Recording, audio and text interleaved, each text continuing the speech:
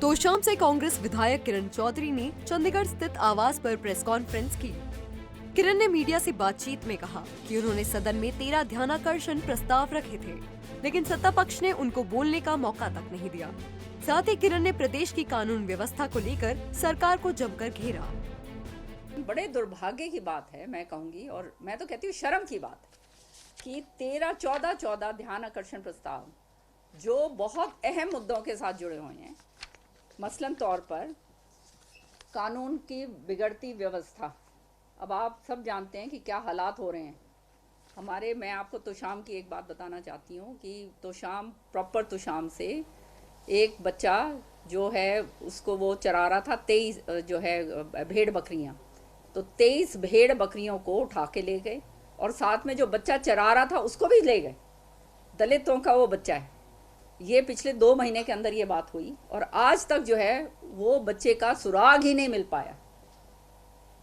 इस तरह की वारदातें हो रही हैं। तो आप देखो, भेड़ बकरी तो गई सो गई, पर बच्चे को भी उठा के साथ में कैंटर में डाल के ले जाते हैं और उस बच्चे का जो है माँ बाप बिलखते फिर रहे हैं। मैंने सारी जगह फ़ोन कर लिया है, लेकिन उसका कोई अता पता अभी तक नहीं मिल रहा। तो ये हालात कानून व्यवस्था के आज के दिन हरियाणा के अंदर हैं। भिवानी के अंदर जो है हमारे जो ये सुनार भाई हैं, उनके साथ अभी अभी वारदात हुई है। सारी जगह लुटाई पुटाई हो रही है। वहीं किरण चौधरी ने कहा कि सरकार की ओर से सदन में केवल 2 कॉलिंग अटेंशन स्वीकार किए गए हैं, जो कि विधायकों के अधिकारों का हनन है। इससे अच्छा है विधानसभा भंग कर देनी चाहिए। कि कॉलिंग अटेंशन मोशन भी जो है 2 खाली आप डाल पाओगे, तो इसका मतलब ये तो एक इलेक्टेड एमएलए का हक का पूरी तरह से हनन है। फिर तो आप विधानसभा ही भंग कर दो। क्या जरूरत क्या है विधानसभा की? सरकार अपना जैसे काम कर रही है चलता जाएगा, अपने एमएलए जो है अपने हटते रहेंगे अपने अपने इलाकों के अंदर। क्या फ़र्क पड़ता है जब हम आपके सामने विधानसभा के सदन पटल पर, जो सबसे बड़ा टेम्पल होता है डेमोक्रेसी का, वहाँ पर हम अपनी बात नहीं रख सकते?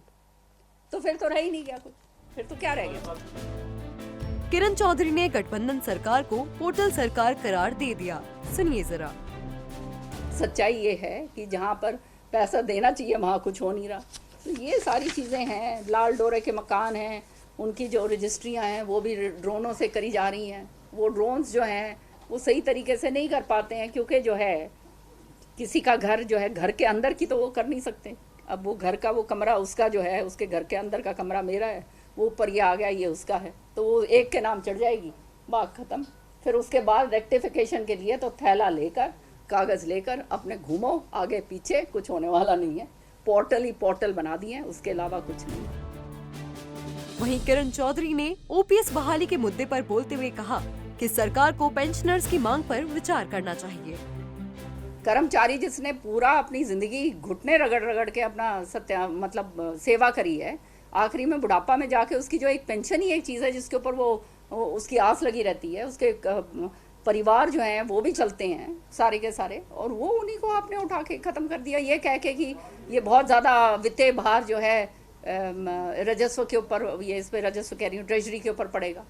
तो ये तो मैं तो समझती हूँ तो लानत है। सच्चाई ये है कि ऐसे कर्मचारियों को मतलब बुढ़ापे के अंदर उनको सिक्योरिटी जो उनकी है वो आप ख़त्म कर रहे हो। इससे बुरी बात और नहीं हो सकती, और इसका खामियाजा जो है ये भुगतना पड़ेगा इस सरकार को, आप देखिएगा। किरण चौधरी ने कहा कि सरकार के शपथ ग्रहण के दौरान गठबंधन सरकार ने कॉमन मिनिमम प्रोग्राम के तहत हर वादा पूरा करने की बात रखी थी, लेकिन अब तक कितने वादे पूरे हो चुके हैं ये किसी को नहीं मालूम। चंडीगढ़ से सूर्य समाचार के लिए रवि चंदेल की रिपोर्ट।